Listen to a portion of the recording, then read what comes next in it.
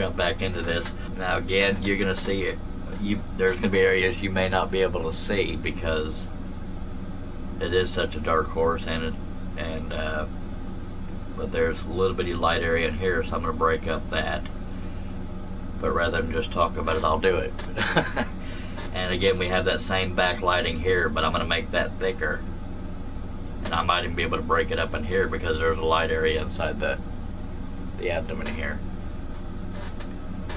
So I'll start with that. I'm just going to make a line here to suggest the side of the belly, because there's not much of a shadow right here, but it's there. So there's one cut.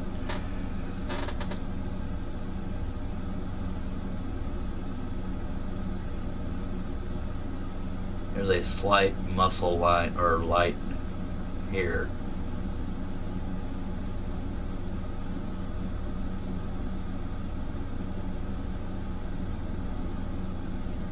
And I will continue the shape of the belly there.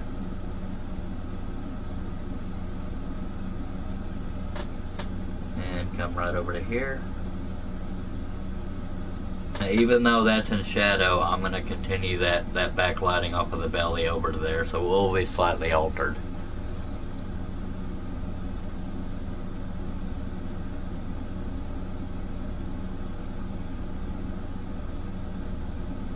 I have a feeling this mare in some ways will be easier to do than the foal was because of how many dark areas there are. There's a little bit of light back here, so I'm suggesting that. And stopping at the line so I'm not wasting time. So there's more light area showing on this front leg, but there's a lot of muscle right in here, so I'm trying to figure out how I'm going to work that. But let me go ahead and start with the stomach shadows here. I'm going to break up all these shadows somewhat so that it isn't a mess. Following that shoulder line, and the light area starts to come in there. So along with that backlighting here, I'm also going to break up shadowing in there, but right about in here, and I don't see a distinct shape to it, so I'm just going to kind of wing it.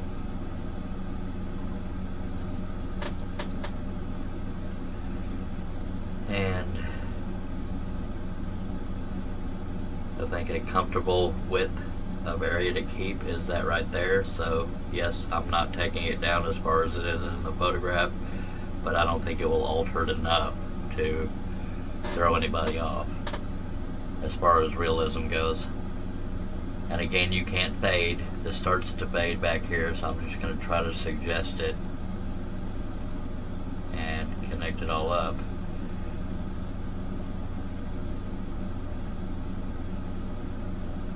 Now, I talked about continuing the thickness of that line here, but one thing I could do is just stop short of the darkness on this leg here,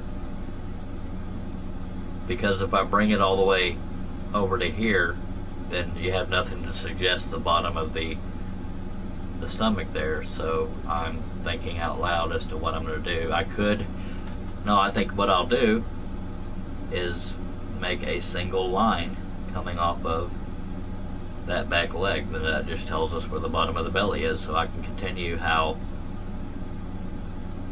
I decided to do the belly with the separation.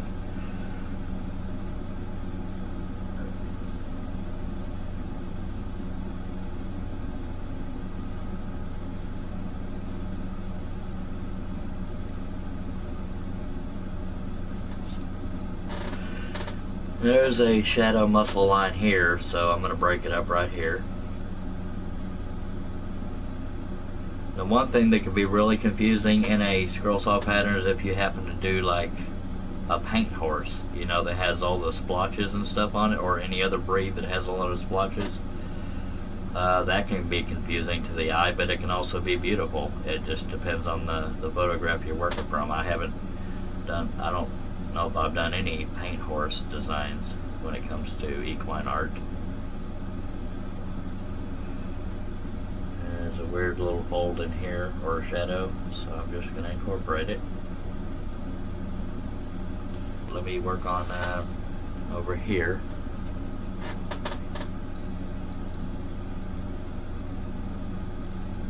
You may decide to leave certain parts out, but that could also alter the realism of the muscle tone of the horse or whatever subject you're working with. So I'd like to include as many as I can. There's a distinct line here, but it doesn't seem to connect to anything over here, so I think I'm going to connect it to the belly shadow and slightly alter the shape of that. So I'm going to start it here and bring it down.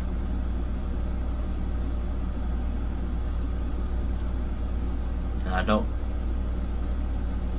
always choose the right decisions or don't always make the right choices, so but if it's your design, by golly, you can change it as you go. Now this will be ignored, this little area here, but we have a connection here and here and here and a little bit of bridges here, so the more bridges you have, the better. And I have some shadows back here, but I don't want to get into the eye of the foal, so I may stop short of the eye of the foal to not confuse the eye or make it too busy. I'll just act like there's a little area surrounding it, and so this little white area, light area here will help that area stand out but still show shadow on the mother. We got varying levels of shadows and darkness here, so I may just have to play with it as I go. But I'll start with the one that I know is a shadow. And I got really sloppy with my pen there. And that's far enough away from the foal's ear that I don't have to worry about altering it. A little bit of muscle tone right in here, and then it kind of fades out, so I'm just going to invent that. A little bit of a line here. Now this I will come off of the foal with up to about here to suggest, whoops, that was a slip, so I'll ignore that on the editing process. I'll connect this single line to the line on the foal's ear. I want to incorporate the shadows here and or the coloring of the horse without going overboard, so let's see what I can get away with here. Now that's light reflecting off the backbone of the horse.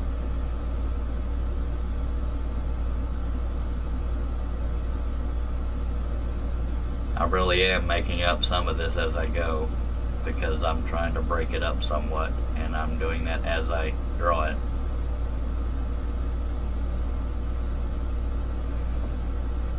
Okay, so we have that there, and again we have a shadow and various colors of the horse, so I'm going to break that up a little bit. And we got a very distinct ridge here. Now this is just some random color or light up area here that I'm going to ignore. It looks kind of funny to me. I think it would translate weird. So I'm trying to think out loud. I'll attach this to the darkness of the mane. Go ahead and trace the other side of the rump. Now I may completely color this area in, so I may have wasted my time making that distinct shape in there. I may just break it all up over here.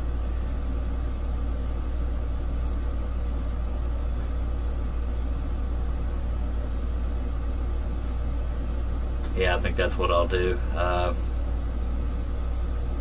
going to separate a little bit from that ridge line, although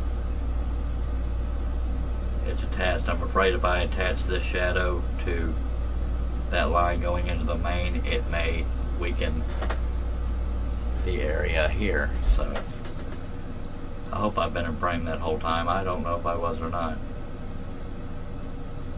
Go back to the leg here, which is almost completely black, but there is a line of muscle light showing there, so I'm gonna take advantage of that.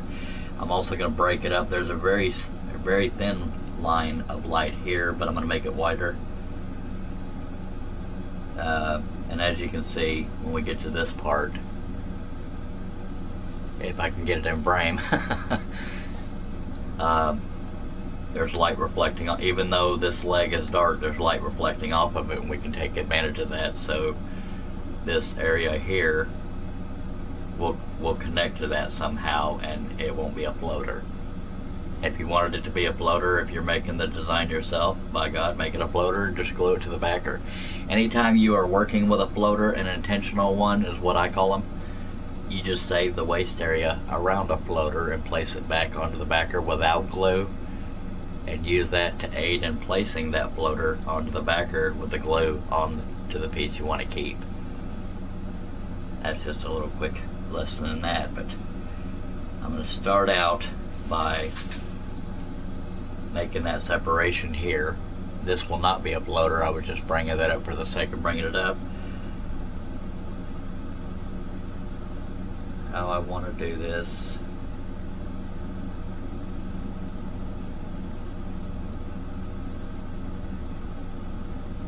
And that's a relatively thin bridge, but it is a bridge nonetheless.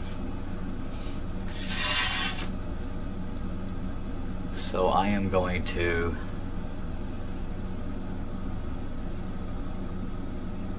trace the dark area, obviously.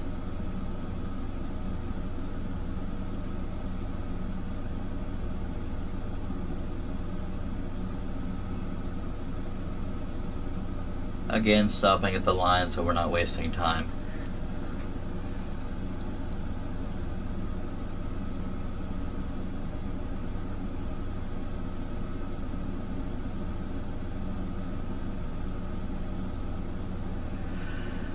Okay, since I made that bridge there, I can get away with going ahead and continuing the shadow that's on this other leg.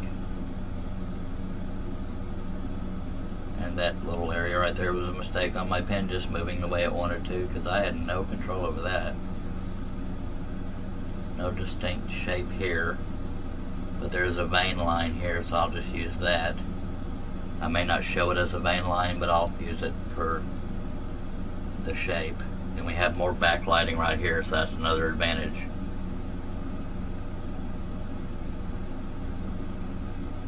And anything I say in any of these videos, if you have any questions afterwards, it's okay to ask me. It doesn't make you stupid, because I don't always say things the way I intend to, so sometimes I'm hard to understand in the wording I choose.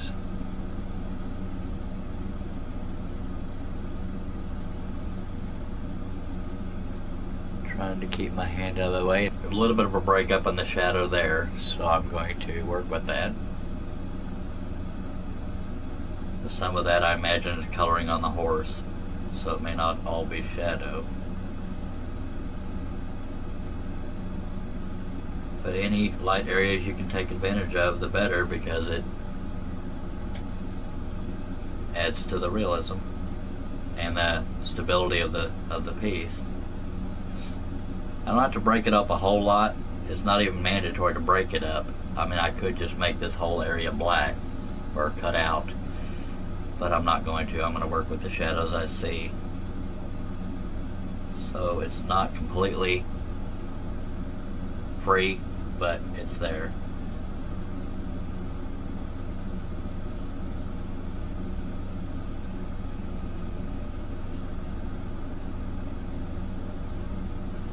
And this is where we're coming into the neck, and there, this is where it starts to be a distinct side of the neck. The rest of it was sort of just faded by color and or shadow. But I'm coming into where there's definitely the side of the neck. There's some light area in here, but I'm going to ignore that. and just make this whole area cut out.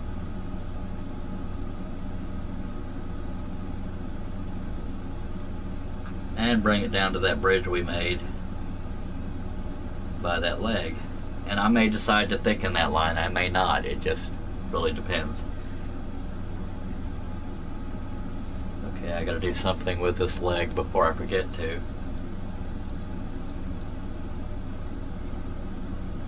And let me bring that line I made for the stomach right up to there, and then just a little bit lower than that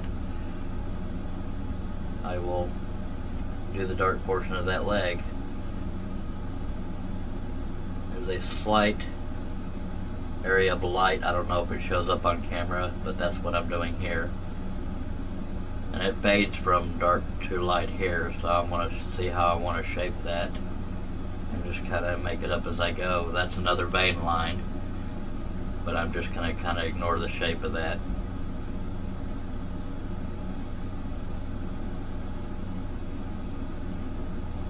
And we'll have a single line here. I'll go ahead and connect it here and then compensate on this side of the line. Now this side here, we'll just trace what we see rather than trying to guess what it is or how it works. And I'm going to continue this rump shadow here to suggest the side of the belly there. Not all the way down, because there is darkness down here. I don't want to make it a floater.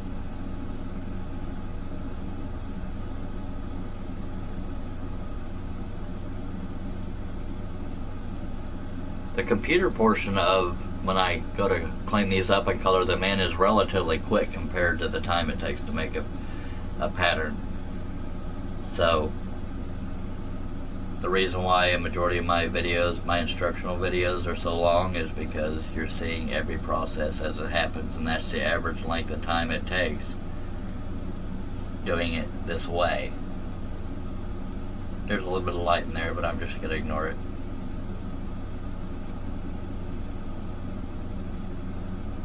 But if you have the patience to do what I'm doing, then odds are you're proud of your final result. Now there's some mane hair coming into some of these shadows, so if you see me acting jagged in this area, that's why.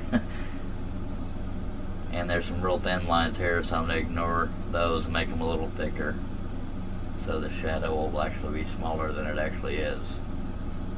And I'll probably break it up for that reason, so I can come down a little bit lower with that line. And some of these are a little bit hard to make out, but I'm going to make them thicker regardless. Now this shadow actually comes down to that one, but I don't want to make it too brittle in that area, so I'm just going to stop it there.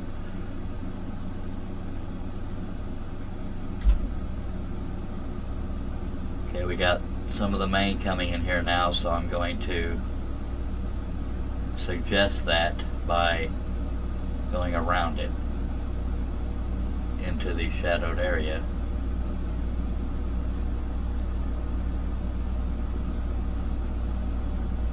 Some of it is actually hard to tell what's going on, and I'm right up on it, so got more mane coming across there, but it's not real distinct in the photograph. I mean, it's like the hair goes completely light here, but I can faintly see lines there, so I'm trying to figure out how I'm going to work this. I may have to invent things in this area as well as this area as far as shadows that aren't actually there. But since I can tell there's a mane there, I gotta work with that and invent. And I guess that's where your own practice comes in, as to how you want to do things when things aren't real distinct in a photograph. Or you could just go with exactly what you see and hope it works out.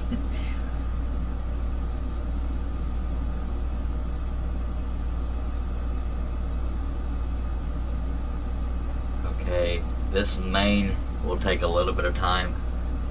I say a little bit, I mean that facetiously. It's going to take quite a bit of time because of, you know, if we're striving for realism, it's going to take a while. So let me go ahead and do the areas that aren't the main, and I never did finish the shoulder right here. That's what I get for jumping around. Sometimes I forget. It's really frustrating when you're doing it this way and then you pull the printed out piece off and then realize you missed an area. That can be really frustrating. Add a little bit more here.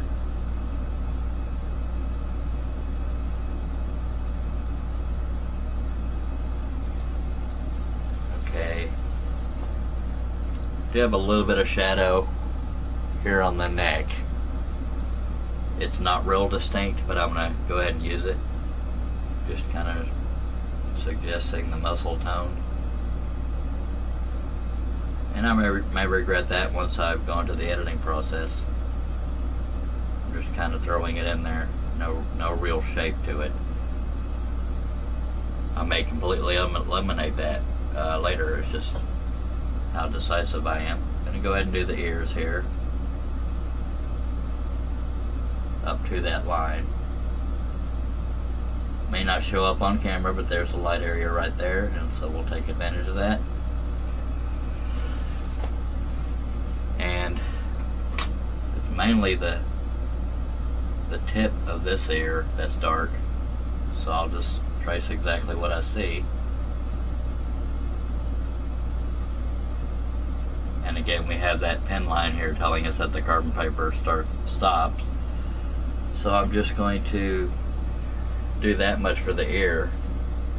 Well, this mane could take longer than I would like, but it's there, so I gotta do it. If you're doing this design, if you want to, you can make that mane all black. It's completely up to you. I'm choosing to add the detail because that's what I do. But I'm gonna start with, although some of these are attached to this long dark area, I'm going to do the dark area first, and it won't matter because wherever they intersect will be hidden once it's colored in. So I'm going to go ahead and just do that long dark area first, and then we'll get into the little individual hairs, which could take a bit. And for the most part, that's not a real shaped line, because I think majority of it is either the base of the hair or the shadow of the ridge where the mane is coming out of. And if you don't want to take this kind of time, by golly, you don't have to. Now, since there's hairs coming out of here, I'm just going to make it kind of a jiggly line, not even really following a distinct line except for where I know there's going to be hairs coming off of it, or shadows. And this is a good example of what I was saying earlier about you're not actually drawing the hair, you're drawing the shadows among the hairs. And this is probably a prime example of that. So I'm glad this actually showed up in the photograph, because you're getting to see that. You are not drawing the hairs, you're drawing the shadows among the hairs. Now, some of those shadows include hairs, but I think you get what I mean. But I'm going to go ahead and trace what I see for the most part, but I don't want any floaters, so I will, like right here, this would be a floater. Different areas like the light area within here could be a floater, so I'm going to have to stop some of them short coming off of it or going up to it, so that we don't have any floaters there. I'm not zoomed in real tight here because I've already explained what I'm doing, but I hope you can see it well enough. There are times my hand might get in the way, and I apologize ahead of time for that.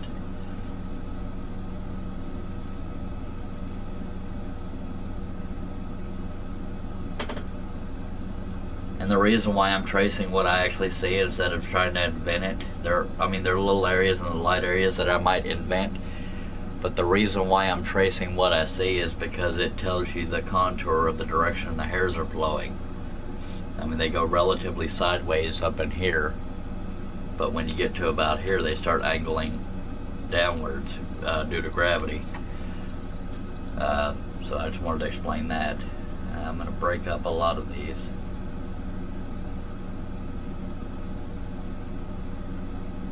So there won't be a whole lot of talking during this part, I don't think.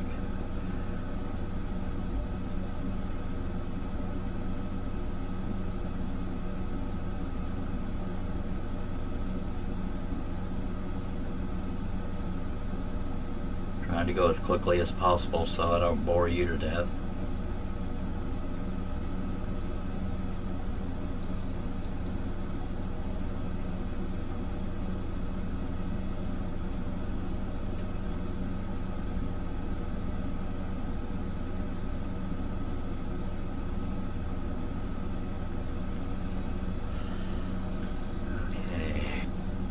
And some of these may come closer to other dark areas than I'm showing, but for the sake of not making it brittle, I'm trying to avoid that. But there are times I may get them a little close, and there again, you can make them as thin or as wide as you like, or it depends on your comfort level.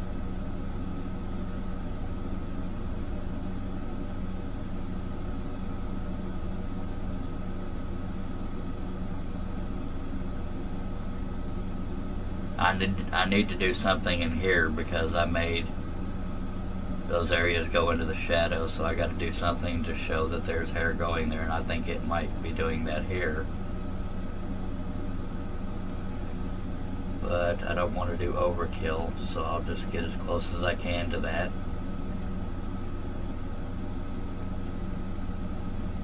And that's probably okay there.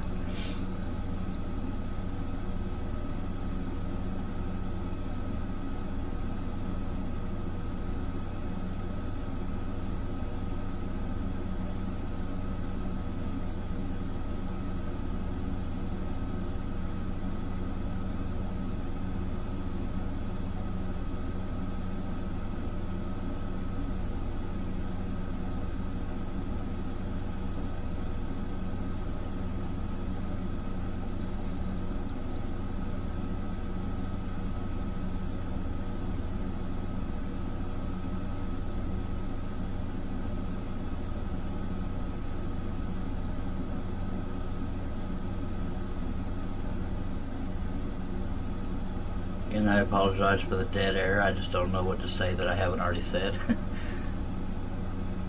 There are some light colored hairs through here, but I can't really see them good enough to try to guess. But I feel like I need to do something to suggest that the mane is going over that far, so I'm going to advance some stuff.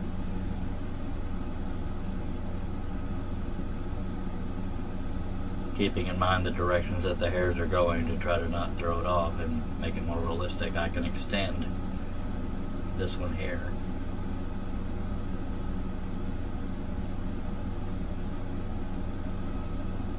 Yeah, I think that kind of does its job.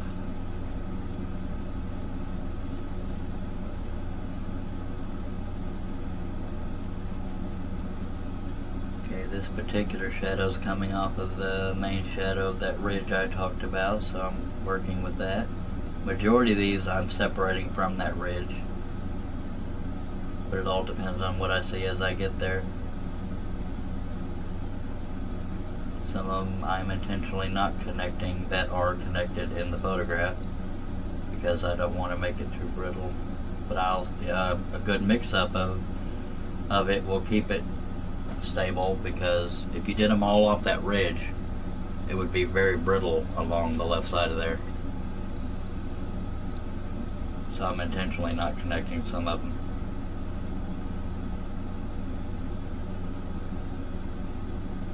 Especially on the larger dark areas. Now you notice the breaks I showed or the breaks I have right here in the shadows, because there's very light colored hairs going there, so I'm going close to them to suggest that the hairs that are coming to them are overlapping. but the eye finishes it rather than the line.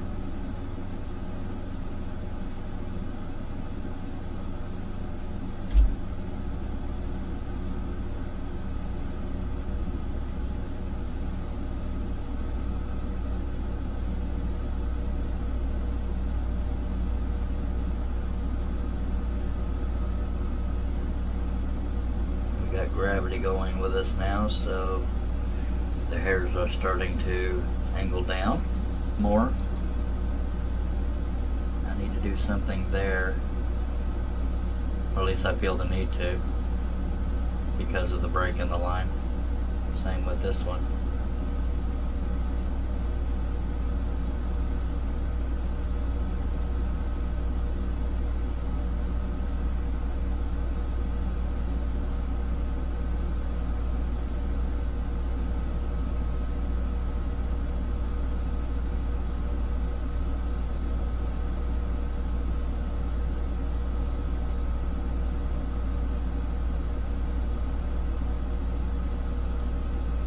And we're getting there, folks. It's not taking as long as I thought it would. I'm going to go ahead and attach this one to the ridge.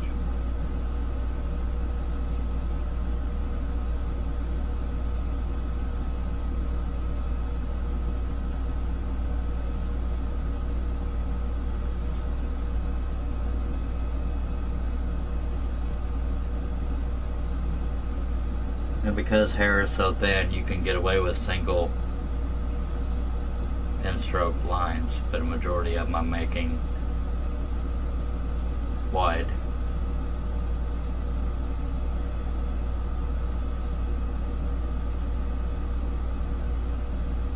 Some of these are a bit hard to see, so I am inventing them as I see them, or as I don't see them, so to speak.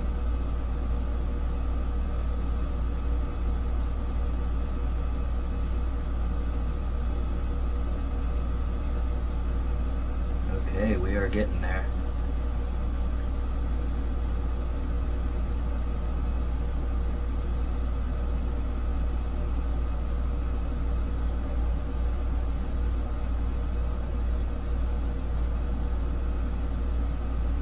And that's where our line is, so we stop there. Now where hairs overlap each other,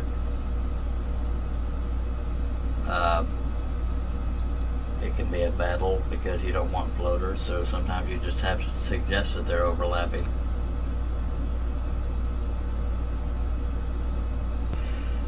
Now we are done, I think. I say that because I told you about how I often forget to trace certain things, so I'm doing a quick check over before I take off the paper and the carbon paper so you can see what's underneath. Now when I pull this off and you see the paper, you're going to get a real good idea about what it's going to look like as a finished pattern. It just won't be colored in. Again, remembering that this is where our pen line was, so we didn't go past it with no carbon paper underneath. So I'm double checking, and I think I'm going to extend one line here because of the shape of the rump. I don't want to get it too brittle, but I'm suggesting it so you get an idea of what the shape is.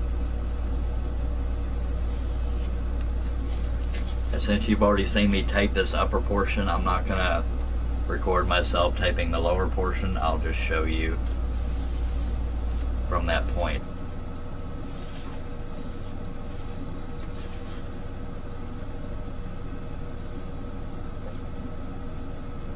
Now, because we went beyond where the two pieces of paper met, I don't have to keep this upper portion to do the other half because there's enough area that's been used of the second sheet of paper that I can just use a single sheet of paper now to do the lower half.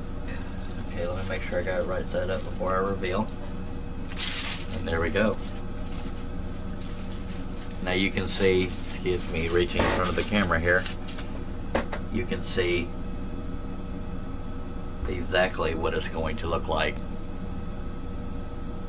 That is the upper half of the pattern. One thing I don't like already, and just because I don't think it'll translate well, I may alter it, is the eye over here on the pole. Looks much smaller than that one, but that's the way it looked in the photograph. I may decide for or against as I go, but that's the upper half.